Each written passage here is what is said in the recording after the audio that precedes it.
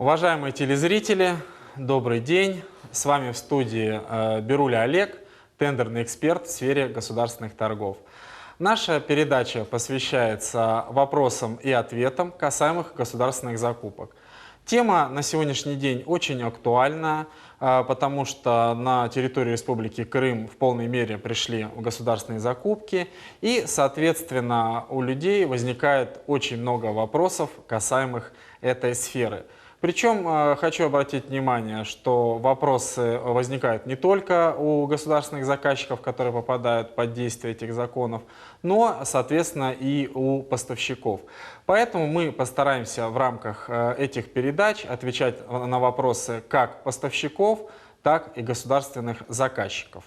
Вопросы у нас будут посвящены 44-му федеральному закону, 223-му федеральному закону. Какие-то вопросы, может быть, будут посвящены гражданскому законодательству. И, соответственно, я постараюсь компоновать и группировать вопросы, соответственно, по законам, по интересам, по поставщикам и по заказчикам. Итак, вопрос. Наша компания решила принимать участие в госзакупках по 44-му ФЗ и по 223-му федеральному закону. Где и как нам искать тендеры по этим законам? Ну, сразу хочу ответить на этот вопрос следующим образом. Законодательно предусмотрена информационная открытость всех государственных закупок. Для этого создана специально единая информационная система, которая располагается на портале государственных закупок.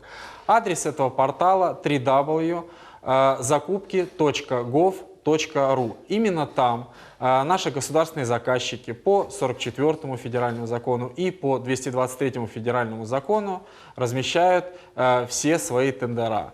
Соответственно, там вы можете на этом сайте ознакомиться с извещением о каждой закупке, с документацией к каждой закупке, с государственными контрактами, которые заказчик тоже размещает в каждой закупке, с протоколами, соответственно, каждой закупки. Поэтому абсолютно вся нужная информация по каждой закупке именно вы можете ознакомиться именно на сайте закупки.gov. Следующий вопрос. Я физическое лицо. Могу ли я принять участие в закупках? Ну да, действительно, в рамках государственных закупок у нас реализуется равноправие. Реализуется она через возможность участия в государственных закупках абсолютно любых юридических лиц, физических лиц, индивидуальных предпринимателей. То есть все эти лица могут принять участие в государственных закупках. Но сразу хочу оговориться, что у нас есть статья 34, которая четко говорит о том, что физическое лицо может принимать участие в госзакупках, но при оплате государственного контракта государственному заказчику придется из суммы контракта вычесть обязательные налоги, которые платятся при госконтрактах с физлицом, а именно 13%. Поэтому физлицо должно будет это учесть при формировании своей заявки, при формировании той цены, с которой он войдет в тендер как физическое лицо. Заказчик вывесил тендер по 44-му федеральному закону. Мы подготовили заявку и подали. Затем заказчик отменил процедуру. Может ли он это сделать после поданной участникам заявки? Да, действительно, он может это сделать, но, опять же, есть определенные нюансы. Нюансы какого рода? У нас есть статья 36 44-го федерального закона, которая регламентирует отмену процедуры, если это электронный аукцион или конкурс, не позднее, чем за 5 дней до срока окончания подачи заявок. Если это запрос котировок, то не позднее, чем за 2 дня. Соответственно, если эти сроки не прошли, заказчик может отменить данные виды процедур.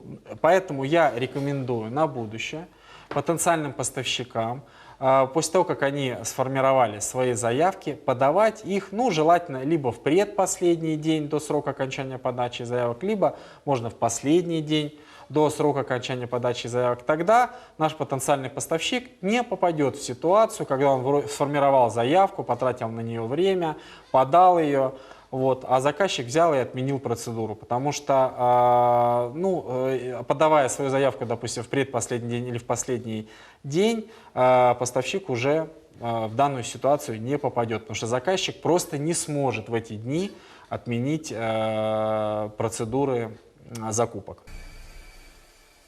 Следующий вопрос. Наша компания является победителем электронного аукциона. В ходе проведения аукциона мы снизились от максимальной цены на 40%. До подписания контракта заказчик предупредил, что увеличивает обеспечение контракта в 1,5 раза. При этом обеспечение почти сравнялось со стоимостью заключенного контракта. Нет ли здесь нарушения 44-го федерального закона? Вы знаете, нет, нарушения 44-го федерального закона здесь нет. Поэтому, давайте попытаемся этот вопрос разложить по полочкам. Во-первых, насколько я понимаю, в рамках проведения электронного аукциона наш зритель, получается, снизился на 40%. Раз он снизился на 40%, в рамках государственных закупок тут же включаются антидемпинговые меры. Что такое антидемпинговые меры? То есть это определенные меры, которыми заказчик себя страхует от поставки некачественного товара или от некачественно выполненной услуги. То есть, снизившись на 40%, вы уже попали под подозрение заказчика, что вы, в принципе, потенциально можете поставить некачественный товар или, допустим, выполнить некачественную услугу. В рамках 44-го ФЗ заказчик имеет право через реализацию антидемпинговых мер принять такую меру, а именно специально по этому случаю увеличить в 1,5 раза обеспечение контракта. Вот, допустим, давайте рассмотрим такой пример. Да? Допустим, был электронный аукцион на 20 миллионов. При этом получается, что снижение на 40% это на 8 миллионов. Итого участник наш выиграл с ценой, допустим, 12 миллионов. При этом изначально заказчик поставил обеспечение контракта в размере 30%. 30% от 20 миллионов – это 6 миллионов. Сразу хочу напомнить, что в рамках государственного заказа обеспечение контракта в электронных аукционах у нас обязательно. Варьируется оно от 5 до 30%. Соответственно, возвращаемся к нашему вопросу.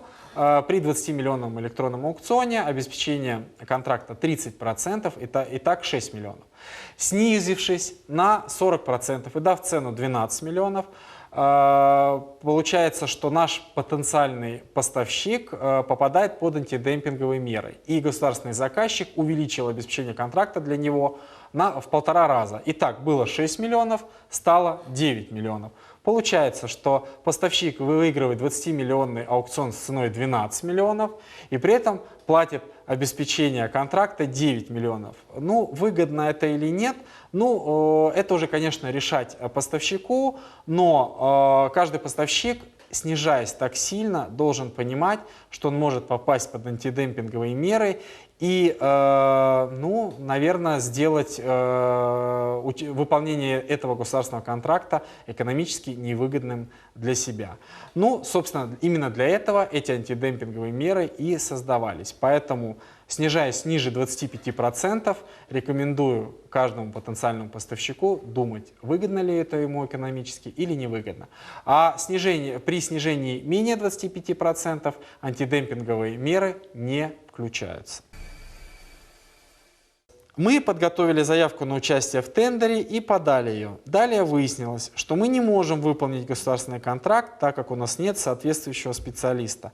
Можем ли мы отозвать свою заявку и не принимать участие в тендере? Действительно, бывают такие ситуации, что сначала фирмой принимается решение об участии в каком-то определенном тендере, они подготовили заявку, подали, и вдруг выясняется, что товар недоступен, либо вот как в случае с этим вопросом нету специалиста, и фирма понимает, что принимать участие в этом тендере, наверное, не стоит. Но, сразу хочу обратить внимание, что данный момент у нас регламентирует 43-я статья 44-го федерального закона. Соответственно, потенциальные поставщики могут у нас отозвать свою заявку до срока окончания подачи заявок. При этом они могут ее отозвать, допустим, и что-то изменить и опять подать. Но еще раз хочу обратить внимание, именно до срока окончания подачи заявок. Если срок окончания подачи заявок закончился, потенциальный поставщик не имеет возможности, соответственно, свою заявку отозвать и что-то там изменить в ней и подать ее заново. Скажу больше. Как только у нас вступил в силу 44-й федеральный закон с 1 января 2014 года, в нем была предусмотрена норма, которая говорила вот о чем. Если потенциальный поставщик отзывает свою заявку после срока окончания подачи заявок, он при этом теряет свое обеспечение заявки. Именно тот финансовый взнос, о котором мы сегодня говорили. Но потом наши законодатели решили, что все-таки эта норма очень строга и упразднили ее. Поэтому сейчас все намного проще. Вы не теряете обеспечение заявки. Просто если вы пытаетесь отозвать свою заявку после срока окончания подачи заявок, у вас ничего не получится. Все это нужно делать до срока окончания подачи заявок. Итак, последний вопрос у нас на сегодня. Можем ли мы оплатить обеспечение заявки в электронном аукционе банковской гарантией? К сожалению, нет, такой возможности нет. Для того, чтобы участвовать в электронном аукционе, я уже сегодня говорил, нужно в обязательном порядке заплатить обеспечение заявки. Но заплатить обеспечение заявки можно в рамках электронного аукциона только путем внесения денежных средств на лицевой счет на электронной площадке. То есть все электронные аукционы у нас проводят 5 государственных электронных площадок. Соответственно, чтобы принять участие в любом из электронных аукционов, размещенных на этих 5 площадках, надо заплатить обеспечение заявки путем внесения денежных средств. Но если, допустим, потенциальный участник решил принять участие в конкурсе, и там требуется обеспечение заявки, вот именно в конкурсе он может заплатить обеспечение заявки через банковскую гарантию, которую выдает банк. То есть в рамках открытого конкурса это сделать можно. В рамках электронного аукциона это сделать нельзя. Итак, друзья, на сегодня у нас все, вопросов у нас нет. Я очень жду и далее вопросы, касаемые госзакупок, на мою электронную почту или на почту телеканала. И в дальнейшем в передачах мы и далее будем рассматривать интересные вопросы и ответы. Я постараюсь, я уже говорил об этом сегодня, разбивать их на вопросы, касаемые поставщиков, на вопросы, касаемые государственных заказчиков. Попытаюсь разбить вопросы по законам, 44-й федеральный закон, 223-й федеральный закон. Поэтому я думаю, что будет очень интересно. Спасибо за внимание. С вами был Беруль Олег.